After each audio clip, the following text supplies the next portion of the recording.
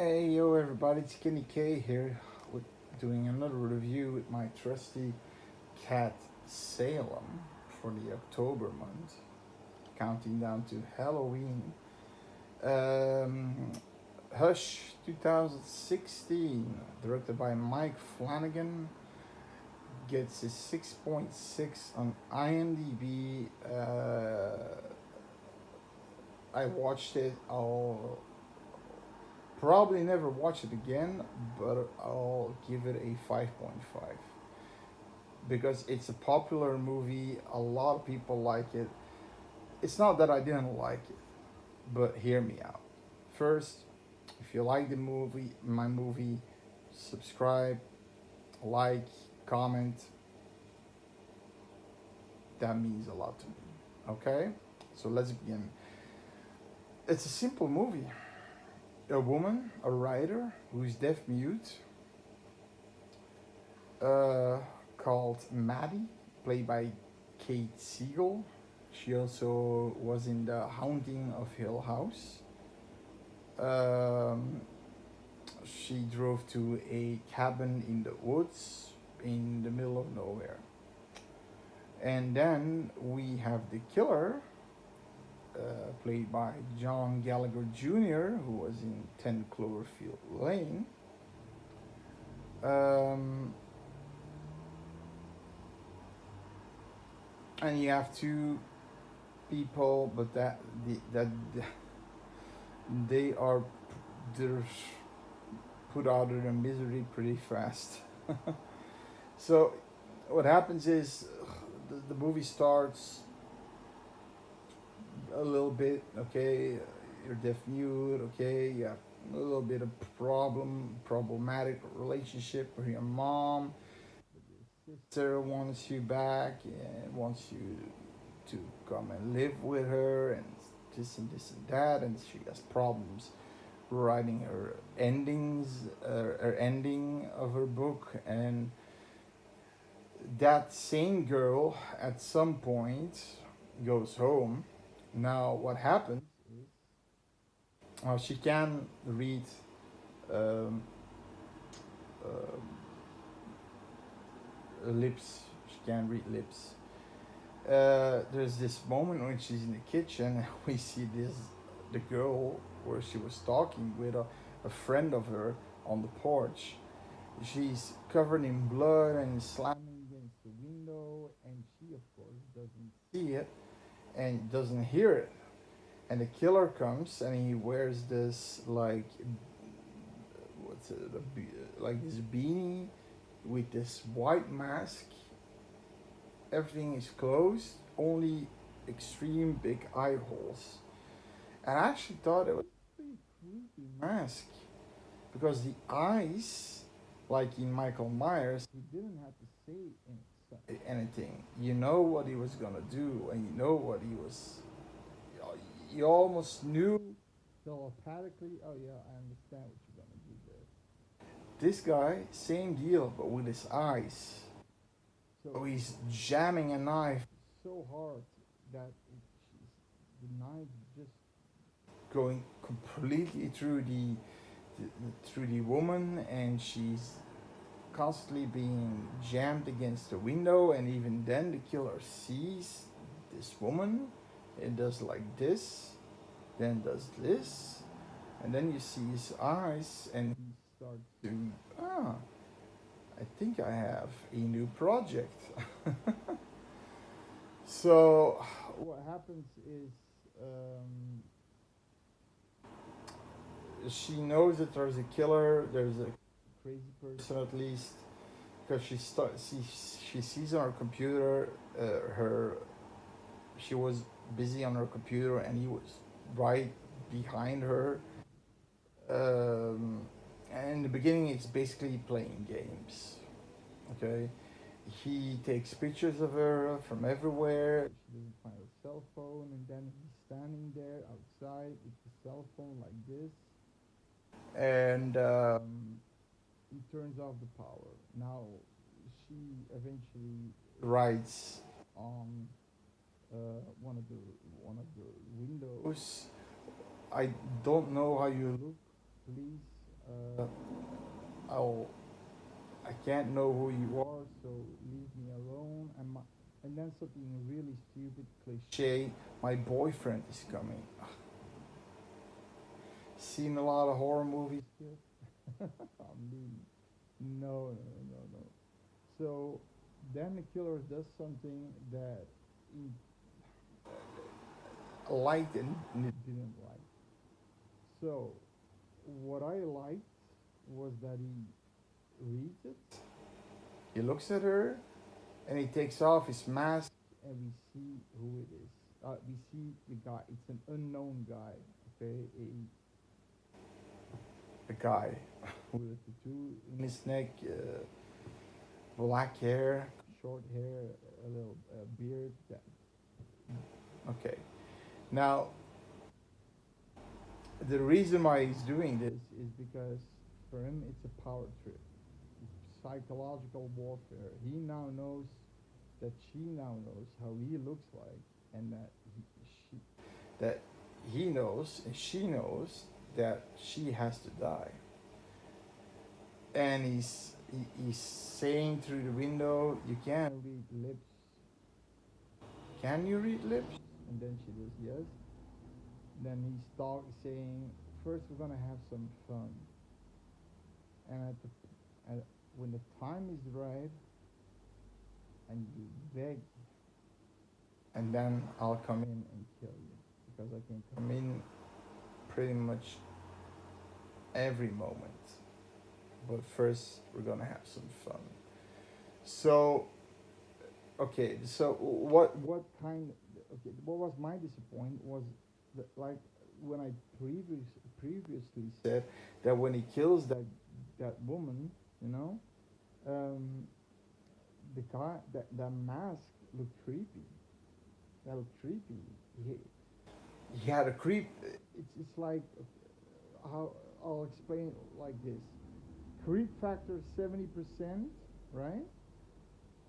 He puts his mask off, creep factor of 30%. The guy didn't look intimidating. He was short. He talked a little bit like that, and no, no, no, no, no, no, no, and he had this jacket and a hoodie and I don't know. I don't know. The mask did everything. The mask with the beanie, with the cap on. That was pretty creepy. But that's my opinion. That's one fault. Okay, that's one nitpick, if you want to say, if you want to call it that. Okay, so then there's this cat and mouse game, and he's hurting her, putting an arrow in her leg, but then she jams with a hammer, with the claw part of the hammer through his forearm here somewhere, you know. So they're hurting each other basically, like I said, cat and mouse. Then at some point, this big jock kind of guy comes and tries to contact uh, Maddie. He doesn't see anything. Everything is dark.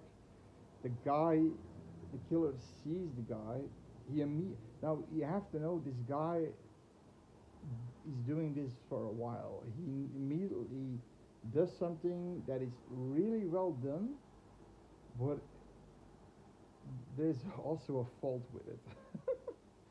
So what he does is with a flashlight, uh, Sheriff PD, who are you? Who are you? And he's shining that light in his face. Who are you? Give me your name. He should have killed him because he's at some point he said it himself that he had zero chance to kill him with a hand-to-hand combat because he was too weak to handle that guy. So he should have stabbed him instead of taking that lamp off because the guy he was impersonating a sheriff's deputy. He didn't have the clothes. He had a fucking hoodie. He didn't have an accessory belt. He said, "Oh, somebody took my gun and my cruiser, and okay. He didn't look the part. He could see that he was wounded, and so it's okay. In my opinion, I would already be like, okay, this he's bullshit.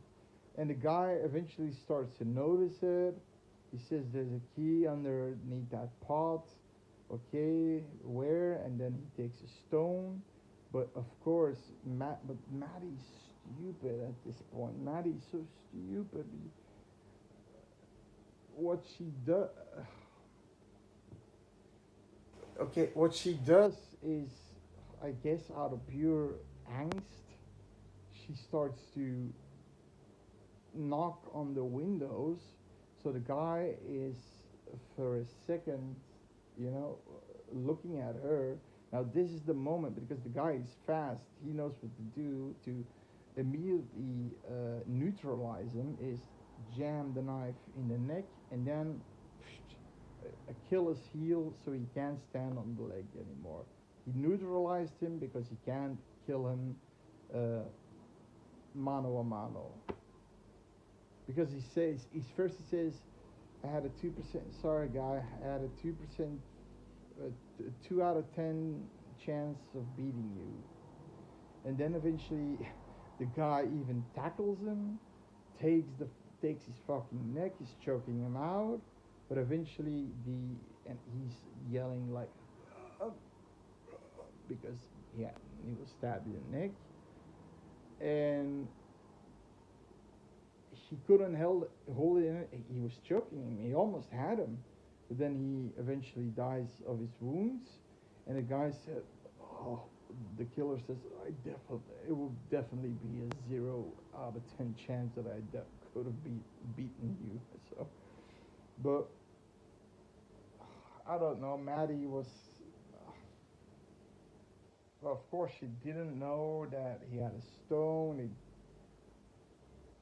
But he was ready to attack. He was ready to make his move. And then he would have killed the killer for sure. Even if because he lost his bow gun, he has a crossbow. Now I gotta say, okay, so this guy is, the killer is just spanning the cord, the nylon cord, or whatever it's made of, and spanning it to put an arrow in there, like it's super easy. She eventually gets, uh, she gets the crossbow by, I think he wants to climb. She's on the rooftop. She's hit in the leg, but he comes up and she kicks him in the in the face and takes the crossbow like that. And then she's she uh, she blocks herself in the bathroom and starts to she starts to span the wire to put an arrow in it. She can't. She is even pulling it against her belly. Two hands. She can't. Now I have to.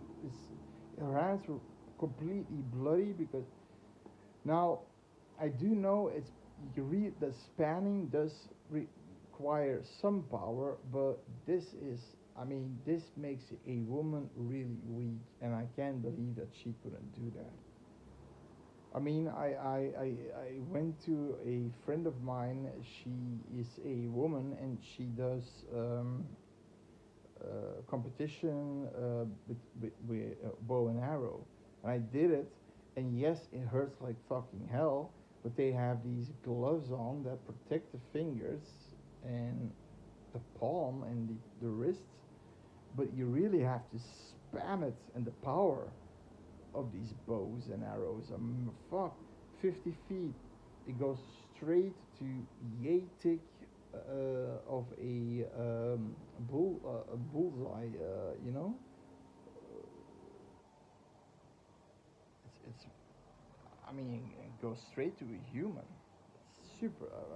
I mean, I understand now why they used these weapons. They just the, they were the medieval guns basically. Eventually, she what happens after he when the jock is dead. He sees that because Maddie has a little cute kitty cat, and she's always doing like this, and it's coming, and then I know, oh fuck, in every movie you have animals, and they always have to die.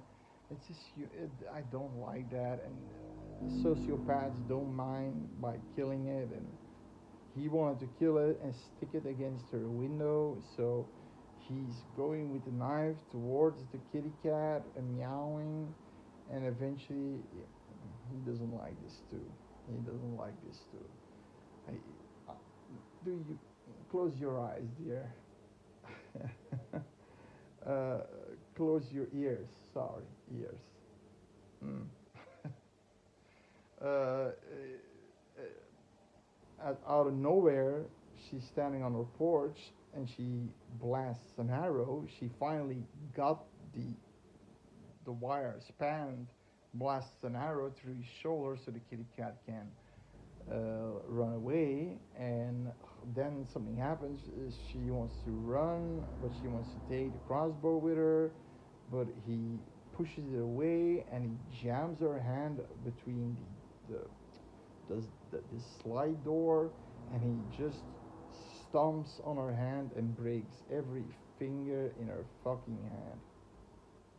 Now there's this really cool moment, and I have to say, that is, she has this conscience of her talking, and she's talking, so she's imagining this, and she's imagining all options.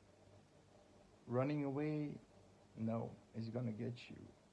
Staying in the house, you are bleeding like hell, you're gonna bleed out, or it's gonna get you. And the only option is you gotta fight. So she starts, okay, she knows she's gotta fight, and then you've got this really cool scene. She takes this kitchen knife, goes to the bathroom, and the killer tries to go in through the bathroom, and he's saying there has to be a point, because when her hand was broken, she didn't yell, she didn't scream, but he wants to hear her scream. There has to be a point somewhere in your neck that you should scream. I want to find it. And then she feels in her neck his breathing. She knows he's behind him, and he wants to stab her, give her the coup de grace, and she does like this. She U-turns and stabs him in the leg. Then this fight ensues. Then she um, sprays this sort of So yeah, spoilers by the way. People who don't want to know, it's a good movie. It's a slasher movie that's done differently, right? Very simple slasher movie. Two people and two they put two other people in to make it a slasher movie, so the killer didn't just, because we see at some point in the movie that when she has a crossbow, there are all these stripes, and then five stripes crossed. That those were probably his victims, the people he almost, and there were a lot. So he killed a lot of people. So that's why he's pretty handy in what he's doing. Uh, it's a great movie. Even when there's not a lot being said, somebody said, yeah, I think it would have been better if it would have been a silent movie. I don't know. No. Yeah, but then he had to keep his mask on. If he takes his mask off, then he has no reason not to speak, right? So they should have kept this mask on if they wanted to go that route. Um, Great, really good acting. There is this constant tension that he can go in. and she does everything to. She basically gives it her all to, even without hearing, to kill this, to get rid of this guy, kill this guy at some point. So um, I think, yeah, it's certainly worth a watch. Mike Flanagan also does a. He's a good director. There were a few movies that he made, pretty good ones. So definitely worth a watch. Yeah, the cons are, for me, okay, but I'll for me are the mask. Taking the mask off made him less creepy, and there were a few scenarios that I thought, if he acted fast, yeah, but the entire police thing that he, yeah, and being friendly with the guy, no, no. Um, but okay, that's probably the only cons that I had. Now let's go to the spoilers. So she goes to the kitchen. She takes this bottle. She's sitting there like she's done for. He's going after her and says, "Now you're gonna die, bitch." And she takes this chemical, sprays in his fucking eyes. His eyes are blood red shot. It's like he's high. It's like he's bleeding out of his eyes. Then eventually she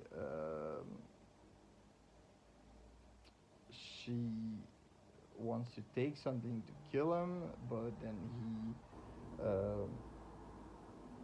he kind of tackles her, and then he goes on her and tries to choke her to death. And then at some point, it's a very tense moment because she's almost dead. You can hear her heartbeat going slower and slower and slower, and you also can hear her. The killer doesn't hear this, but we as the audience hear this. Her breathing going slower, and slower, and slower, like the life is going out of her. But there's a corkscrew laying there because she likes to drink a glass of wine. She takes the corkscrew, jams it in his fucking neck, and the guy dies. Police comes, and she sits on the porch, and she's sitting there, and she laughs. Now, I'm guessing that she laughs because a lot of people didn't believe in her, and what she did that night, a lot of people couldn't do that. So she's kind of proud of herself. I think that's the laugh, or she's becoming batshit crazy. One of the two. Like I said, pretty good movie, worth a watch. It's 6.6 on IMDb for a slasher movie. That's really just a house and two people, and then two cannon fodder people. I really have to say, um, well done, well done. So, Hush 2016, look it up. Bye bye.